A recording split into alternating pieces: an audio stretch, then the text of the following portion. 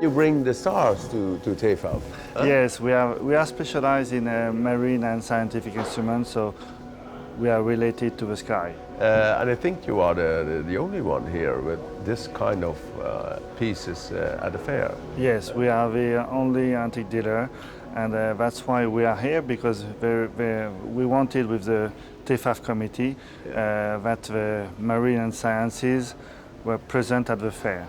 And can you show us some items who are extra special?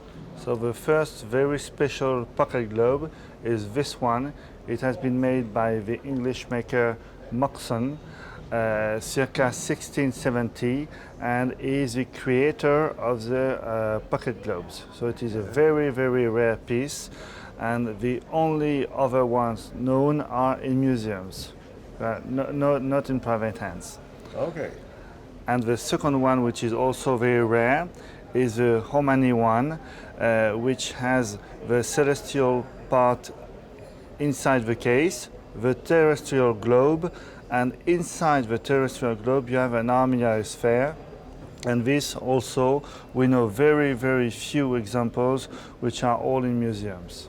I don't have any idea in what price range I must We are between 100 and 150,000 euros.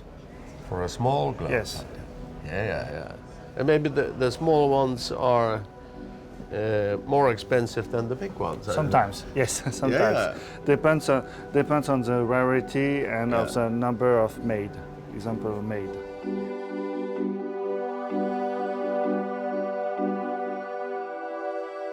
We have this very rare telescope, Italian telescope, signed on the lens and dated 1699 with coat of arms and on a beautiful stand carved in wood, mahogany. More than 300 years old already. Yes. And it works? It works. It works perfectly. You can see the stars. Yeah. You can see the stars. Okay. We also have ship models, marine chronometers, sunglasses, hourglasses, sundials. We have all the type of objects you have in marine and sciences. Yeah. Is that Breguet? Yes, it is a marine chronometer by Breguet, and you have this carnet, which is a nice of a French Marine National with all the information inside. It's quite rare to find with the carnet. And in what period is this one?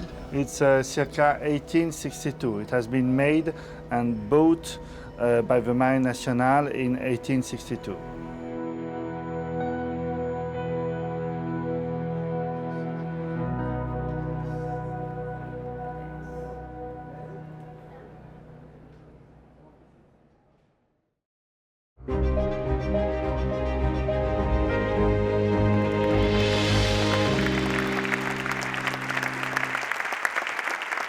Yeah, after so many years, and then finally you got the Medal of Maastricht, in fact, as a great honor. Was it a surprise for you? It was a complete surprise. For the first time in my life, I was completely lost for words. And I did say to the mayor, I thought that you'd opened the wrong envelope, as in the Golden Globe. Like in Hollywood. Yeah. Like in Hollywood. But I'm immensely proud of this. I mean, one of the things I find extraordinary, of course, is that I've been given a medal for doing something that I love. You know, if I'd crossed the Sahara or climbed Mount Everest, I might have deserved it more. But I've just thoroughly enjoyed every second, every hour of every day that I've been in Maastricht.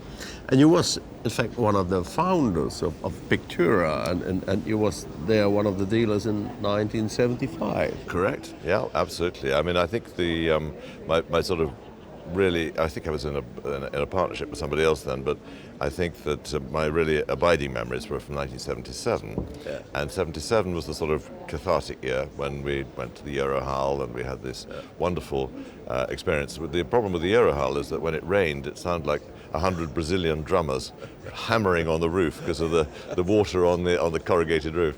But there were sort of happy memories in the Eurohall, but of course when we moved to the MEC and it became TEFAF, then it really became the biggest fair in the world, the most important fair in the world, and something that I've nurtured, loved like a baby ever since. And did you expect that in the beginning, that it would grow so much?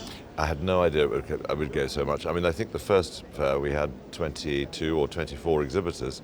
Now there are 275. It's reached the maximum, but the perfect number because there's the old masters, there's contemporary art, there's jewellery, silver, porcelain, furniture. It's an amazing, amazing fair. People who haven't seen it often are very surprised. And in your speech, you talked about Maastricht and that it always have to stay as well as TEFAF, but also as the Maastricht Fair. Absolutely. But not every one of your colleagues have the same idea, of course. I think some of the people think that it perhaps is innovative to go to another city. It's out of my hands now because I've resigned from the executive committee because it's time for younger people to come up. It's out of my hands, but if I had my way, it would always stay in Maastricht. The Maastricht Fair wouldn't be the Maastricht Fair if it wasn't in Maastricht. And I think part of the affection that people have for it is because it's not that easy to get here. You have to make a little bit of an effort. You fly to Brussels or Amsterdam or whatever, and then you come to Maastricht. So actually I think that it would be a terrible shame to go somewhere else, and it's because it's so focused. If you go to Amsterdam or somewhere, there are so many other things to do. So, you get distracted. They said, well, it's the last year of Mr. van Haften here at TEFAF, but some people also told me, well, he's not 100% sure about that. Well, my wife's pretty sure. She makes the decisions in our household. I mean, I think, of course, I will be back for other reasons. I'm still on the board of trustees, so I'll come back for the board meetings, and I'll still be the sort of éminence grise, if you like, behind. I'm always available for advice or helping people or whatever, but I think that I probably won't have a stand here anymore now the gallery has gone. It doesn't make sense to buy stock that I can't sell properly during the year. We'll still carry on the business, but in a slightly different way, more advisory, consultancy, but I'll still do a little bit of dealing because I can't resist buying pictures. I love them.